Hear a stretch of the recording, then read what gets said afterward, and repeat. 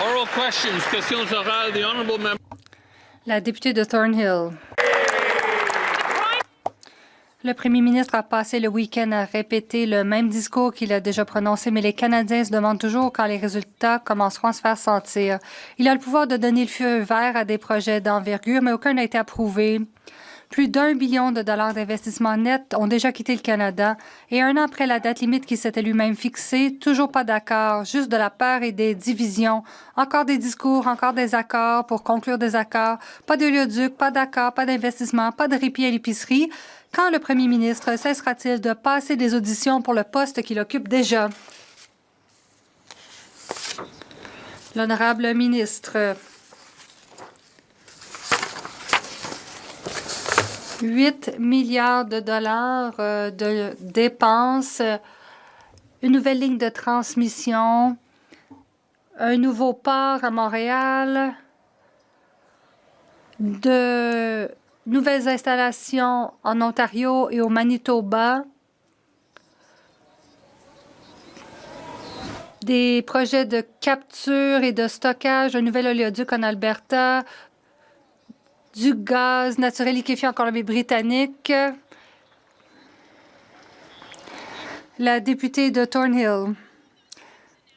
Toutes ces choses ont été annoncées sans être construites. J'ai de nouvelles données.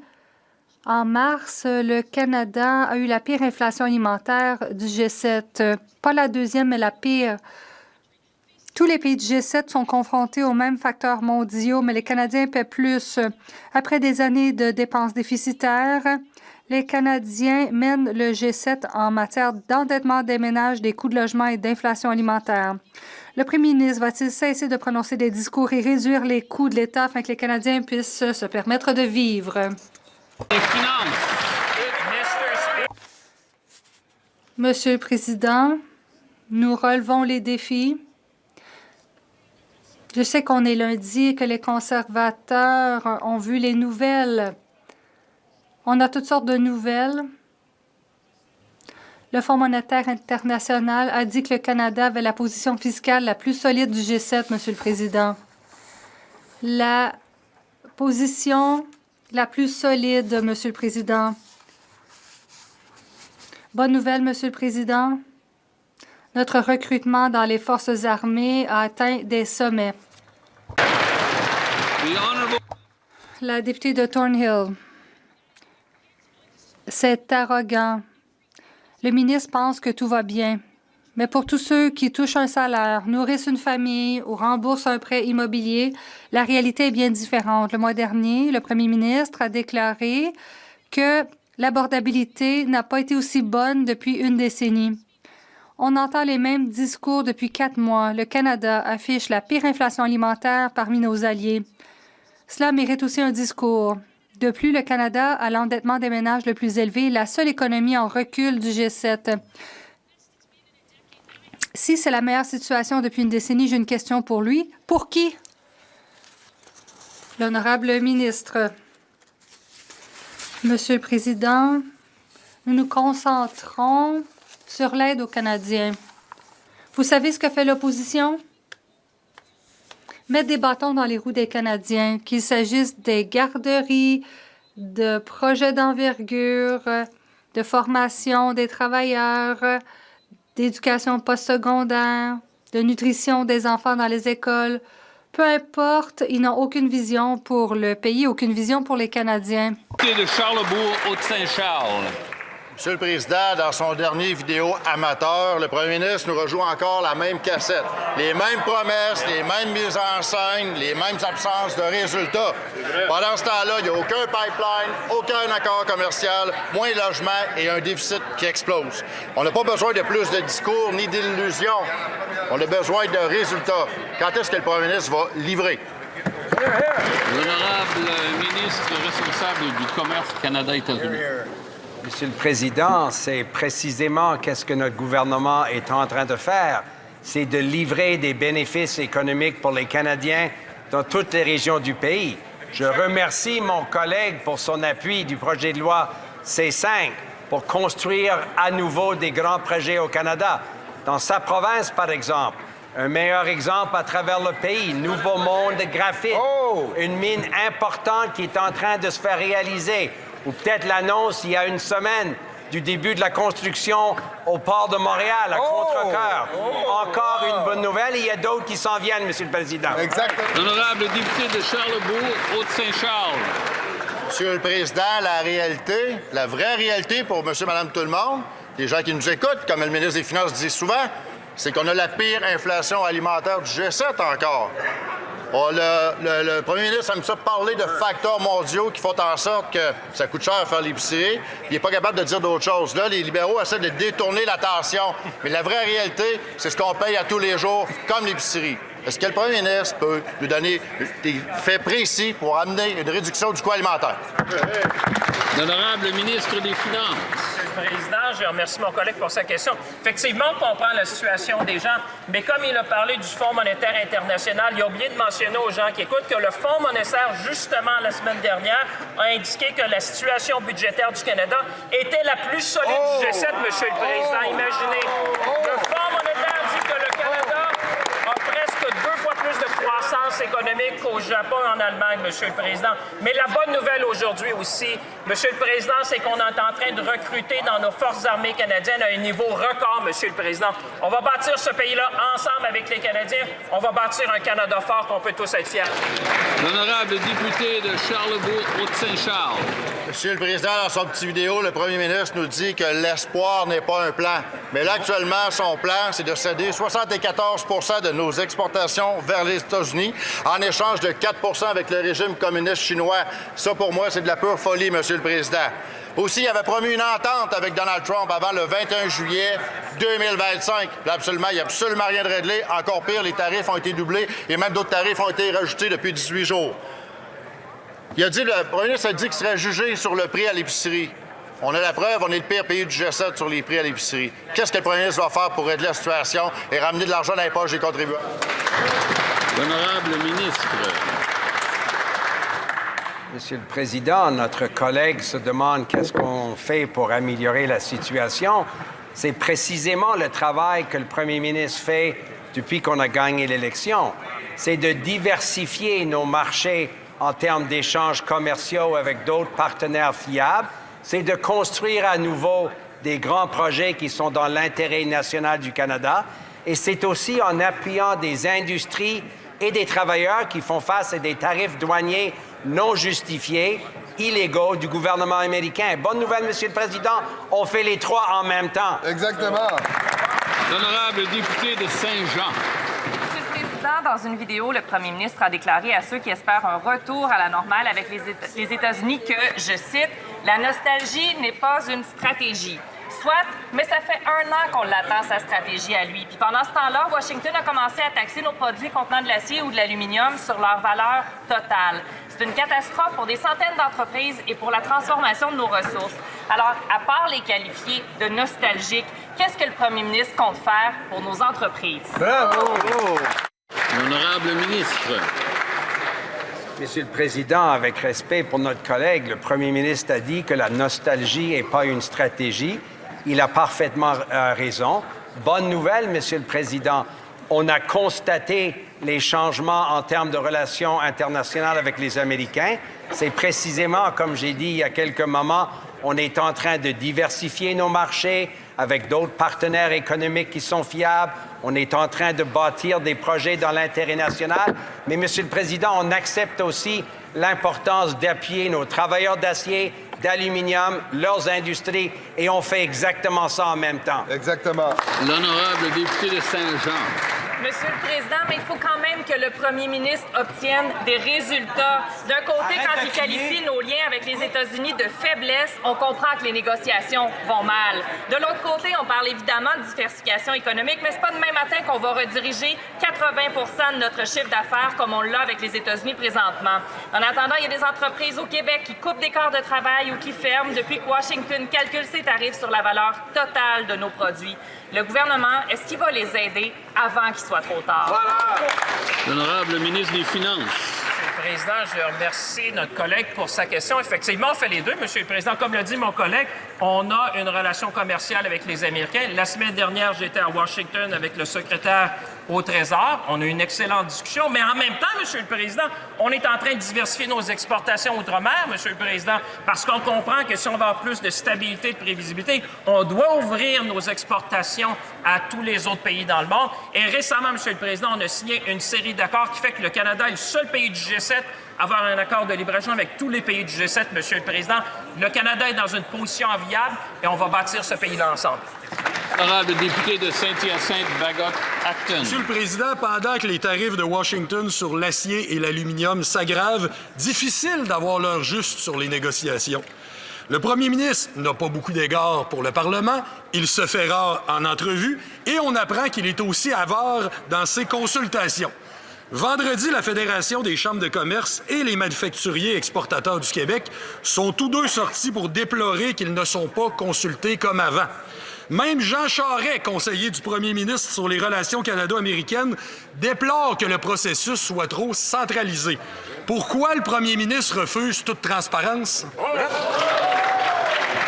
L'honorable ministre. Monsieur le Président, ça ne vous surprendra pas que je ne suis pas tout à fait d'accord avec la prémisse de la question de notre collègue. Il a parlé de M. Charest, de Jean Charest, quelqu'un qu'on aime beaucoup.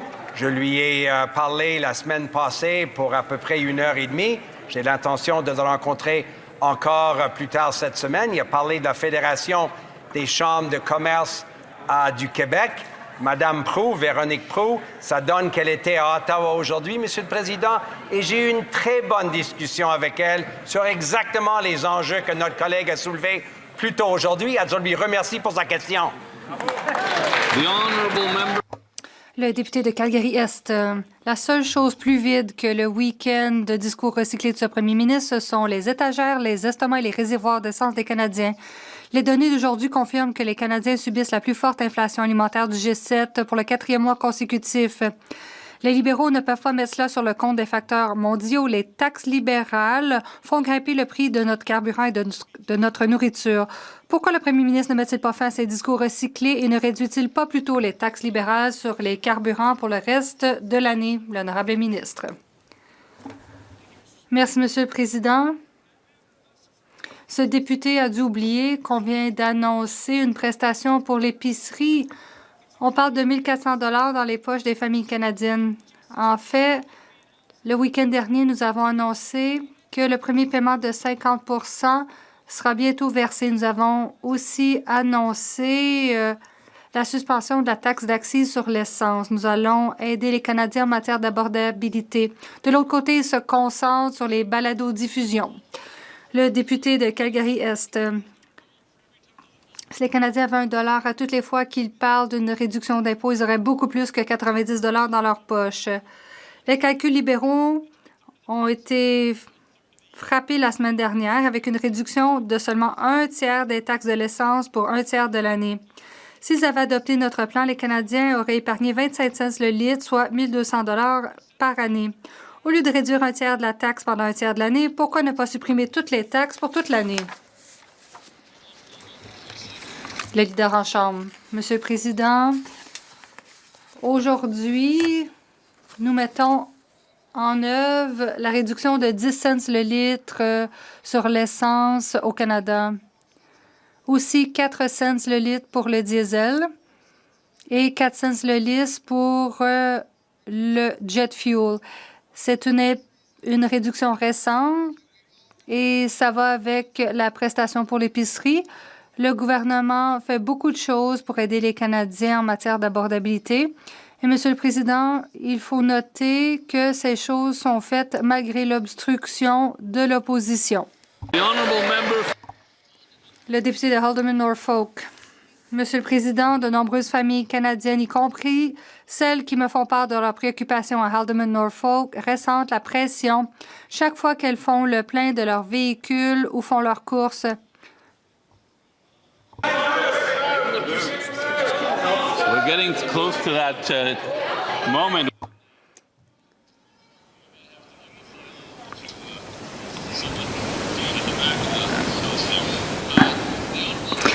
La députée peut recommencer.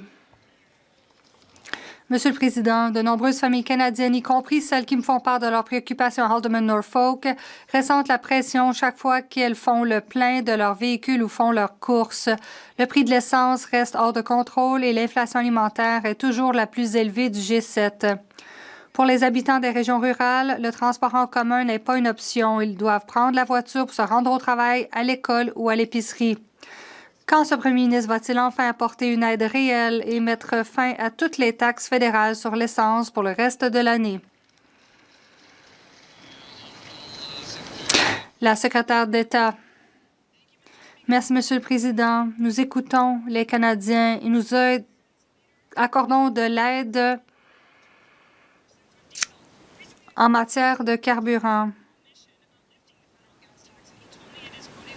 On me dit que c'est une mesure qui est bien accueillie et qui mène à des épargnes, ce qui permet d'offrir d'autres ressources ailleurs. Le gouvernement continue d'écouter les gens et les leaders communautaires. Nous réduisons les coûts et aidons les familles à joindre les deux bouts. La députée de Alderman Norfolk. Monsieur le Président, la hausse des coûts est une réalité quotidienne pour tous les Canadiens. Les légumes frais ont augmenté de près de 8 % et les coûts du carburant continuent de grimper. Les Canadiens paient l'essence 20 % plus cher que les Américains. À quel moment ce gouvernement libéral cessera-t-il de mettre en cause les facteurs mondiaux et assumera-t-il la responsabilité de cette hausse des coûts? Quand le premier ministre supprimera-t-il toutes les taxes fédérales sur le carburant et apportera-t-il une aide réelle et immédiate aux Canadiens? L'honorable ministre. Merci, Monsieur le Président. À partir d'aujourd'hui, nous suspendons la taxe d'accise fédérale sur l'essence et le diesel. Les Canadiens épargneront à la pompe. Cela remet de l'argent dans les poches des Canadiens. Et pour ce qui est de l'Ontario, en Ontario, seulement 4 millions de personnes reçoivent la TPS. C'est 2,2 milliards de dollars de soutien direct pour les familles partout dans la province. Nous allons continuer à tout faire pour aider les Canadiens pendant cette période. Le député de Middlesex London. Monsieur le Président, les libéraux continuent de blâmer des facteurs mondiaux pour l'augmentation des coûts. Ils jouent avec le feu depuis des années en imprimant de l'argent, en alourdissant la taxe carbone, en augmentant la taxe sur les normes de carburant. Et maintenant, ils font semblant d'être surpris alors que la maison est en feu. Les Canadiens ne sont pas dupes. Quand cesseront-ils de rejeter la faute sur les autres? Assumeront-ils leurs responsabilités et apporteront-ils un soulagement complet aux familles en suspendant toutes les taxes fédérales sur l'essence et le diesel jusqu'à la fin de l'année? La secrétaire d'État. Merci, Monsieur le Président. Comme je l'ai dit, nous apportons de l'aide aux Canadiens à la station-service. Je parle de 10 cents le litre d'ici jusqu'à la fête du travail. Nous avons apporté des réductions d'impôts. Nous avons aussi la prestation pour l'épicerie. Ça, c'est en plus des soins dentaires pour 5 millions de Canadiens, le programme alimentaire scolaire. Nous sommes là pour les Canadiens. Merci. Le député de Middlesex London. Le premier ministre met en garde les Canadiens contre les temps difficiles à venir tout en refusant même de se présenter à la table de négociation avec notre plus grand partenaire commercial. Les taxes libérales font payer 20 % de plus aux Canadiens pour l'essence. Sa rhétorique anti-américaine détériore les relations, nuit à notre économie et oppose délibérément les Canadiens aux États-Unis, tout en rapprochant de la Chine communiste. Nous pourrions développer notre industrie des ressources et faire de notre nation un leader mondial. Au lieu de cela, nous avons droit à de la propagande d'État pour dissimuler les échecs des libéraux. Quand le premier ministre cessera-t-il de trouver des excuses et assumera-t-il ses responsabilités? Le secrétaire d'État. Merci, Monsieur le Président. Les conservateurs disent que de ce côté-ci, nous blâmons des facteurs mondiaux. Non, nous reconnaissons les facteurs mondiaux et nous mettons de l'avant des mesures pour en tenir compte. Les conservateurs font fi du fait que nous vivons dans une société interconnectée. Évidemment qu'il y a des facteurs qui influencent les prix. Le premier ministre a annoncé que nous allons baisser les prix du carburant. Nous réduisons aussi l'impôt sur le revenu. Nous avons présenté d'autres mesures d'abordabilité comme les garderies et les soins dentaires, choses contre lesquelles les conservateurs ont voté. Le député de Yellowhead. Monsieur le Président, lorsque les prix de l'essence et du diesel augmentent, ils font grimper le coût de tout, les agriculteurs, les camionneurs et les épiceries en ressentent tous les effets. Les familles en paient le prix. Pas étonnant que l'inflation alimentaire au Canada soit la plus élevée du G7 pour le 4e mois consécutif. Les conservateurs ont demandé aux libéraux de supprimer toutes les taxes sur l'essence, mais le premier ministre se livre à des mesures politiques. Il en supprime une et prétend que ça suffit. Quand les libéraux vont-ils supprimer les taxes restantes sur l'essence pour le reste de l'année et apporter une aide réelle aux Canadiens en difficulté? L'honorable ministre. Merci, Monsieur le Président. Les Albertains sont ravis de savoir que nous investissons. Nous relevons les défis en matière d'abordabilité de façon tangible. Nous avons pris des mesures qui leur permettront d'épargner jusqu'à la fête du travail. Les gens pourront se déplacer dans leur belle province. Notre gouvernement a des solutions. Le député de Rivière-du-Nord. Monsieur le Président, le ministre de la Justice s'est excusé par texto à la première ministre du Québec pour ses propos à l'effet qu'il voulait encadrer la clause de dérogation. Pourtant, c'est exactement ce qu'il fait avec sa contestation de la loi 21 en Cour suprême. Son mémoire et sa plaidoirie sont clairs. Ottawa veut limiter le recours à la clause dérogatoire en encadrant son usage préventif.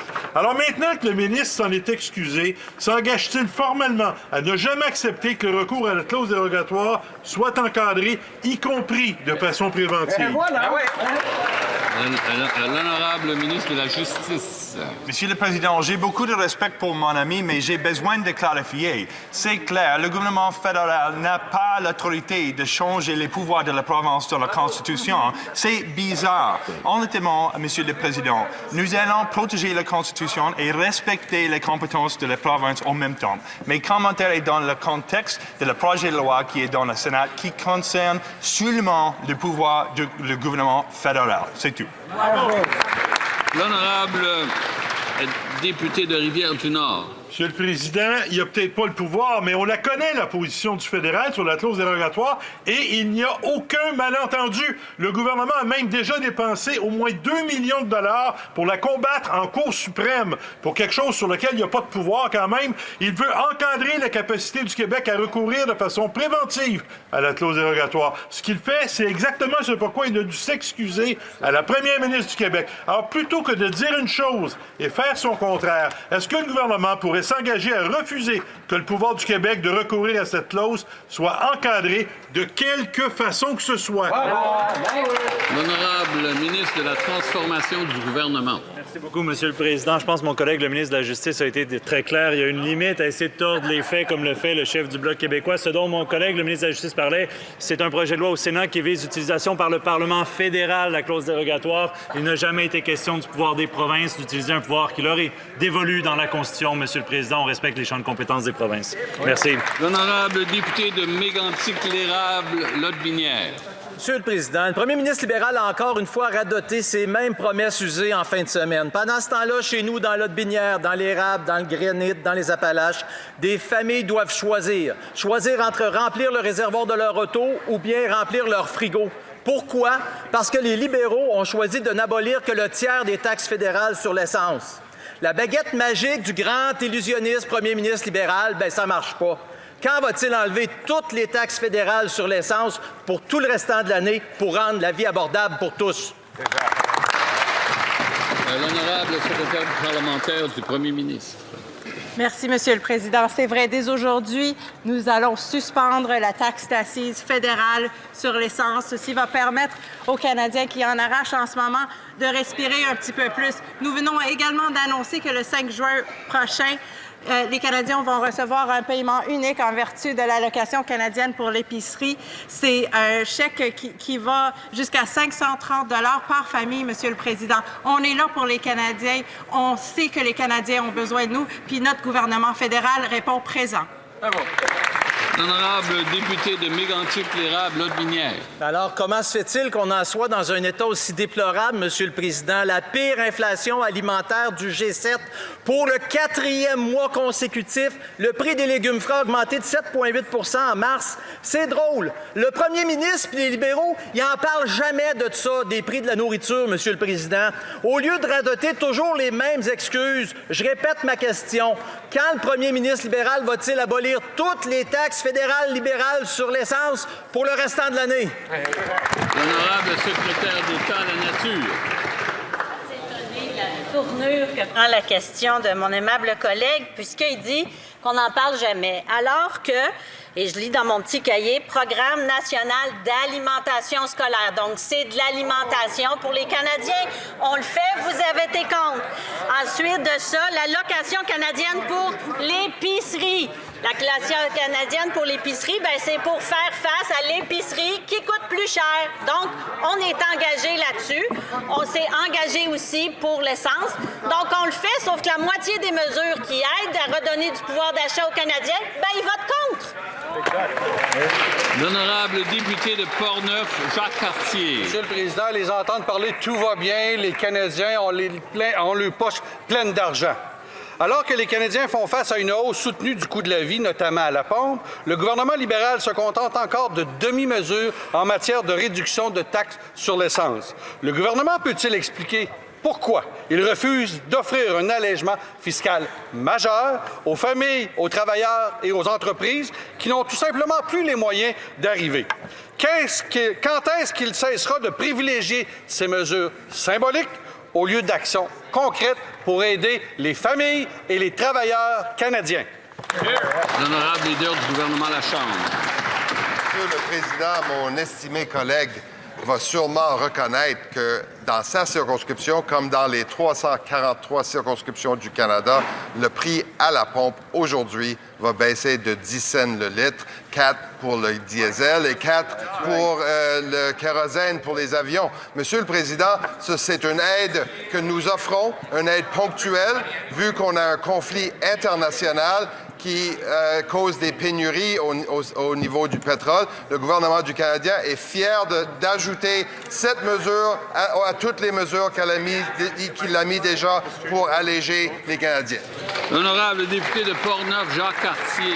Monsieur le Président, ils se réjouissent de donner 10 cents dans les poches des Canadiens. Il aurait pu aller à 25 cents comme les conservateurs ont proposé. Le gouvernement se réfugie encore derrière des programmes temporaire pour tirer de la poudre aux yeux.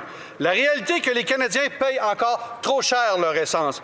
Peut-il enfin admettre que ces demi-mesures sur la taxe sur l'essence font peu de différence à la pompe? Peut-il clairement dire pourquoi il préfère protéger ses revenus fiscaux en empochant des milliards de dollars sur le dos des familles et travailleurs canadiens? L'honorable ministre de la Transformation du gouvernement. Oui, Monsieur le Président, on se réjouit d'avoir baissé le prix de l'essence de 10 cents aujourd'hui en éliminant la taxe d'assises fédérale. Oui, Monsieur le Président, on se réjouit d'avoir baissé les impôts pour 22 millions de Canadiens. Oui, Monsieur le Président, on se réjouit d'avoir mis de l'avant l'allocation canadienne pour l'épicerie qui aide 12 millions des Canadiens les plus vulnérables, Monsieur le Président. Mais Monsieur le Président, lui, va-t-il un jour se réjouir de voir 72 millions aller dans son comté avec l'allocation canadienne pour enfants à 13 000 familles? Va-t-il un jour se réjouir, Monsieur le Président, que 20 000 de ses citoyens aient accès à des soins dentaires grâce au régime canadien de soins dentaires? Puis va-t-il un jour finir par appuyer ces mesures qui aident réellement son monde? L'honorable député de Chicoutimi-Le-Fjord. Monsieur le Président, le premier ministre a passé la fin de semaine à répéter le même discours et les mêmes promesses. Le problème, c'est que les taxes libérales font encore en sorte que les Canadiens paient le gaz 20 % plus cher que les Américains. Quand l'essence coûte cher, Monsieur le Président, vous le savez, tout coûte plus cher. L'inflation alimentaire au Canada demeure encore la pire du G7. Pourquoi les libéraux ne nous écoutent pas pour donner de l'air aux familles en éliminant toutes les taxes sur l'essence pour le reste de l'année?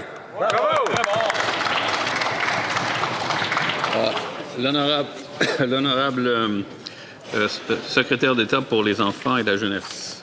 Merci, Monsieur le Président. C'est vrai que les Canadiens ont besoin de solutions. On est à l'écoute et c'est pour ça qu'on aide à rendre la vie plus abordable.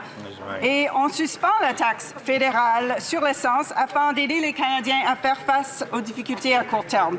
Cela représente une économie de 10 cents par litre d'essence et 4 cents par litre de diesel. Nous réduisons les coûts pour les Canadiens et on bâtit un Canada fort. Merci, Monsieur le Président. Le député de Pierrefonds-Dollard. Le conflit au Soudan demeure la plus grande crise humanitaire au monde. 34 millions de personnes, près de 2 tiers de la population, ont aujourd'hui besoin d'aide humanitaire. The war has had a devastating impact. La guerre a eu un effet dévastateur sur la population civile au Soudan. Notre gouvernement est chef de file sur la scène internationale et nous offrons de l'aide humanitaire pour aider les gens au Soudan. Le secrétaire d'État au développement international peut-il nous dire comment le Canada aide les plus vulnérables et les plus touchés par ce conflit? L'honorable secrétaire d'État au développement international. Le soutien du Canada pour le peuple soudanais a été très présent depuis le début du conflit et nous avons des mesures qui aideront à sauver des vies et qui soulignent l'engagement du Canada pour soulager alors qu'une des pires crises humanitaires sévit. Le Canada continuera à demander des conditions pour que le conflit cesse. L'honorable député de Dufferin-Caledon. Il y a un an, le premier ministre libéral a dit qu'il était en mesure de trouver une entente avec Donald Trump, mais là, on a vu des milliers d'emplois perdus dans le secteur automobile, dans le bois d'œuvre, dans l'acier, l'aluminium, et maintenant, les choses vont de mal en pis. Quelle est la réponse du premier ministre? Les liens commerciaux avec les États-Unis constituent une faiblesse, mais 2,6 millions d'emplois sont liés aux liens commerciaux avec les États-Unis. Que nous dit le premier ministre à part je ne sais plus quoi faire? Qu'a dire le premier ministre aux familles dont les emplois dépendent des liens avec les États-Unis? L'honorable secrétaire parlementaire. Les Canadiens dans ma circonscription reconnaissent qu'il faut diversifier nos échanges commerciaux. C'est pourquoi nous concluons des ententes commerciales avec d'autres pays. Nous attirons des investissements. Les choses sont difficiles, mais nous savons qu'il y a de bonnes nouvelles, notamment des statistiques d'investissement direct étranger en 2024-2026, 96 milliards de dollars d'investissement, le plus grand montant en 18 ans. Ce sont de bonnes nouvelles. L'honorable député de Dufferin-Caledon. Avez-vous déjà eu l'impression d'écouter des gens qui parlent mais qui ne disent rien? Les libéraux nous donnent la même réponse, peu importe la question, à la période des questions. C'est l'illusion du progrès, l'illusion d'une amélioration dans la relation avec les États-Unis. Mais pourtant, les choses vont de mal en pis. Et ils nous disent toujours, les choses vont aller mieux bientôt, bientôt. Mais s'ils pensent que le commerce avec les États-Unis est une faiblesse pour le Canada, alors qu'ont-ils à dire aux 2,6 millions de familles dont les emplois dépendent de cette relation commerciale? Une réponse à ça, s'il vous plaît. L'honorable secrétaire parlementaire. Eh bien, la réponse est simple. On se bat pour ces emplois chaque jour. On ne va pas conclure d'entente. On ne va pas conclure une mauvaise entente. Les entreprises continuent d'innover. Les entreprises veulent faire partie de l'avenir de l'automobile. J'étais avec la ministre de l'Industrie pour annoncer des investissements pour les véhicules à l'hydrogène. Elemental Trucks a dit que c'est énorme, ces nouvelles pour le secteur et que ce sont des innovations canadiennes qui peuvent être utilisées au Canada et ailleurs dans le monde. L'honorable député de Windsor-West. Il y a 273 jours, le premier ministre a promis une entente avec Washington, mais plutôt, on constate qu'il y a davantage de droits de douane qui s'appliquent aux exportations canadiennes. Ça signifie que les travailleurs à Windsor se voient imposer des droits de douane sur leur travail, sur les investissements. Quand le premier ministre va-t-il tenir parole? Quand va-t-il travailler pour que les 2,6 millions de travailleurs canadiens et leurs familles aient des assurances et quand va-t-il offrir des résultats pour cette entente qu'il a promis il y a un an? L'honorable secrétaire parlementaire.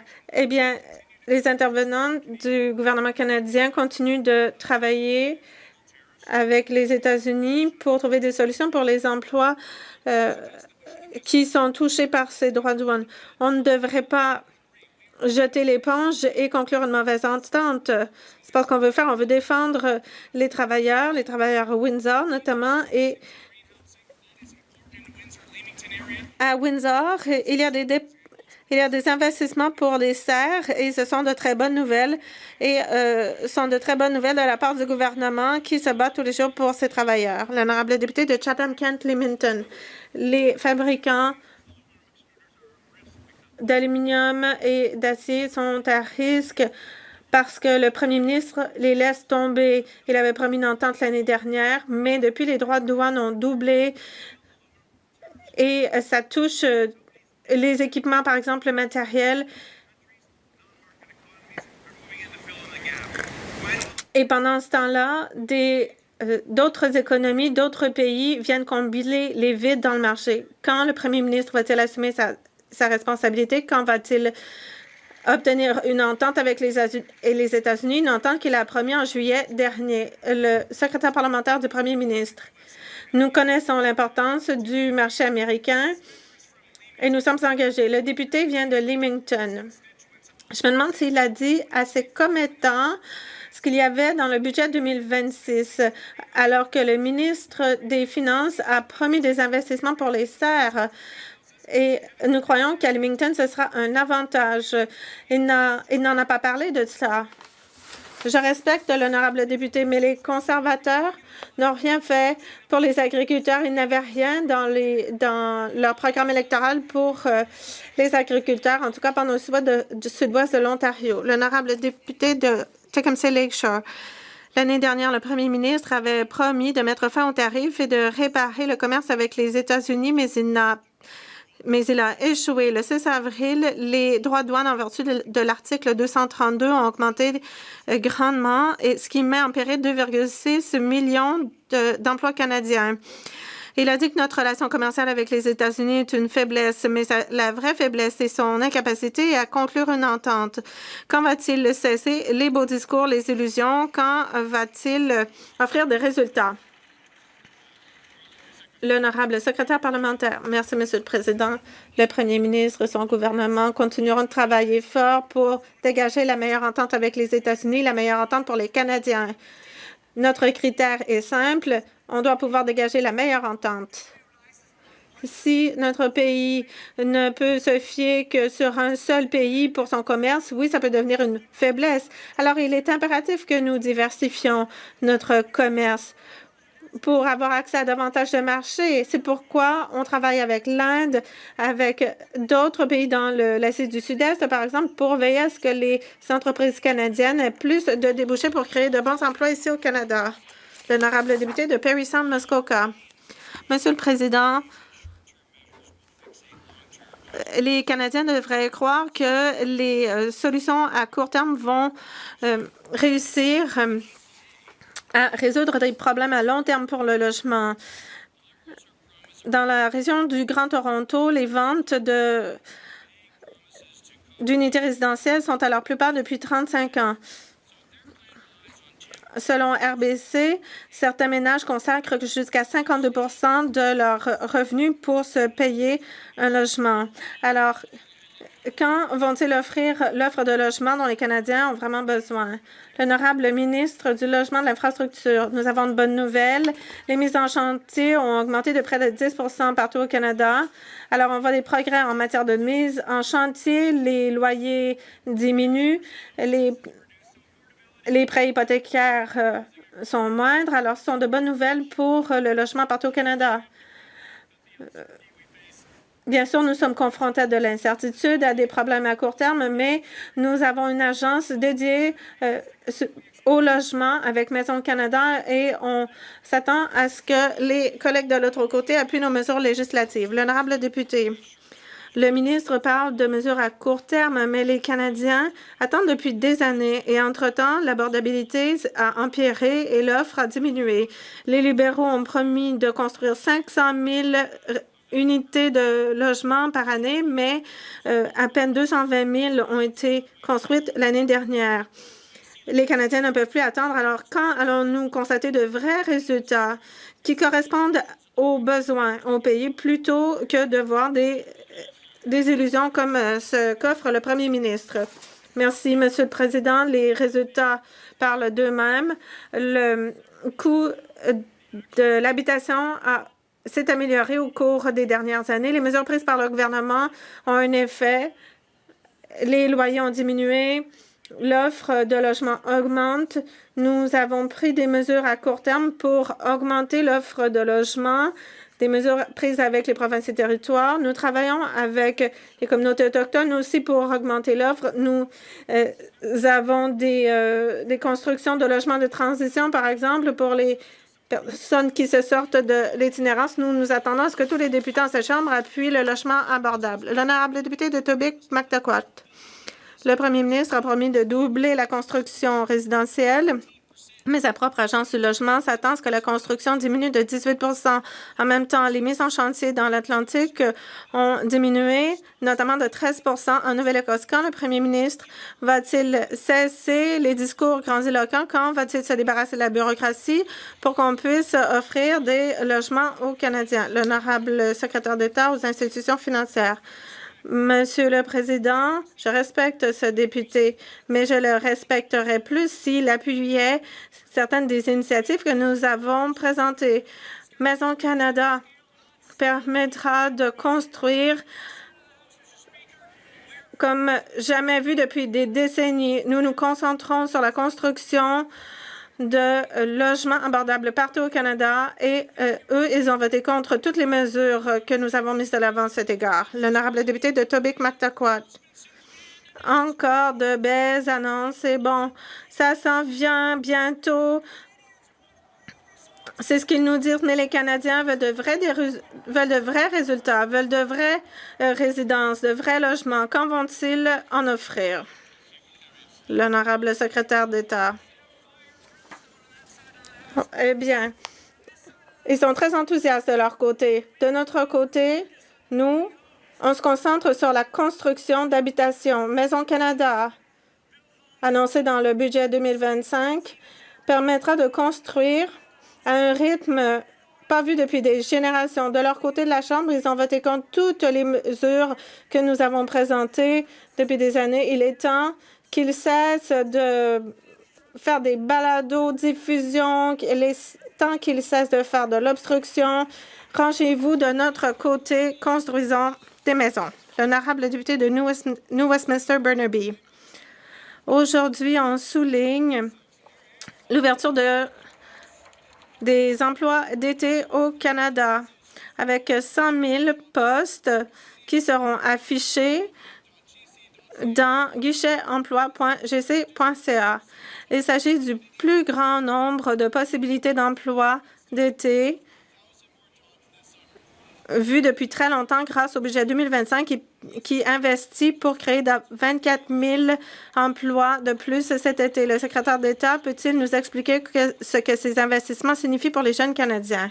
L'honorable secrétaire d'État, Monsieur le Président, je suis ravie de partager de bonnes nouvelles avec mon collègue de New Westminster Burnaby Malherville.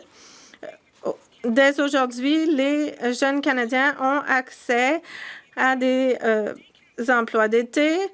Ils peuvent travailler comme dans un camp de jour, par exemple, ou dans bien d'autres emplois, 100 000 possibilités d'emploi grâce à Emploi d'été Canada. Nous travaillons pour appuyer les jeunes Canadiens et aller visiter le guichet emploi pour en savoir plus. L'honorable député de Barrie-Sud, Innisfil. Quand on n'a rien à cacher, on n'a rien à craindre. Pendant 16h45 minutes, les libéraux ont fait de l'obstruction au comité de l'éthique en débattant d'une motion qui inviterait le ministre des Finances à témoigner à propos d'un filtre anti-conflit d'intérêts concernant la vice-présidente de Alto. Que cache le ministre? Pourquoi les députés libéraux au comité ne veulent pas qu'ils viennent témoigner? L'honorable leader du gouvernement à la Chambre. Comme le sait le député, puisqu'il est soumis aux mêmes règles, le député le sait donc que nous devons respecter parmi les règles éthiques les plus strictes dans le monde. Le ministre respecte ces règles de manière rigoureuse comme les autres députés. Il continuera de le faire. L'honorable député de Barrie Sud Innisfil. Eh bien, on a bien vu ce qu'est une majorité libérale en comité. La semaine dernière, le premier ministre libéral a promis aux Canadiens qu'il y aurait moins d'esbroufs, qu'il y aurait plus de pertinence et de débats de fond au comité. Mais on a constaté de l'obstruction de la part des libéraux et un signe clair qu'ils vont faire obstruction aux travaux des comités, qu'ils ne permettront pas de transparence ou de reddition de comptes ou à la vérité d'émerger. Si le ministre des Finances n'a rien à cacher, pourquoi ne vient-il pas au comité pour expliquer qu'il a discuté, qu'il a voté sur des parties du budget qui étaient liées à Alto alors qu'il a dit qu'il n'allait pas le faire? L'honorable leader du gouvernement à la Chambre des communes. Eh bien, les Canadiens sont tannés de voir les conservateurs faire de l'obstruction et faire obstacle à notre plan pour l'économie, notre plan pour attirer des investissements pour diversifier le commerce, un plan qui permettra de créer des emplois. De leur côté, ils nous empêchent d'adopter ces mesures et on espère bien avoir un peu de répit.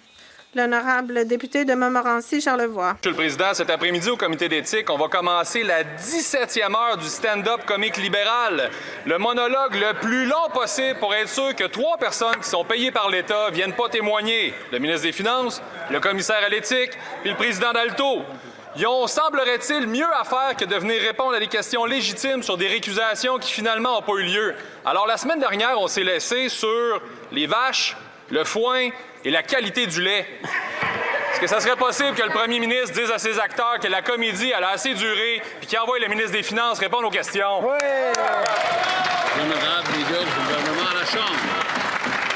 Monsieur le Président, le député le sait très bien parce qu'il se soumet aux mêmes règles. Les 343 députés de cette Chambre et tous les personnes qui occupent des postes d'importance au sein du gouvernement doivent se soumettre aux règles les plus strictes en matière d'éthique dans le monde. On va continuer de le faire, tout comme le ministre des Finances le fait avec rigueur, Monsieur le Président. L'honorable député de Mississauga Centre. Monsieur le Président, aujourd'hui plus que jamais, le Canada a ce que le monde veut. Nous avons accueilli un nombre record de visiteurs l'année dernière, ce qui a contribué à l'essor économique au pays. Et nous le voyons dans toutes sortes d'endroits au pays. Alors que nous soulignons le début de la Semaine nationale du tourisme, est-ce que le ministre responsable du tourisme peut nous dire comment le gouvernement continue de soutenir l'industrie du tourisme qui permet de créer des emplois et de renforcer notre économie? L'honorable ministre.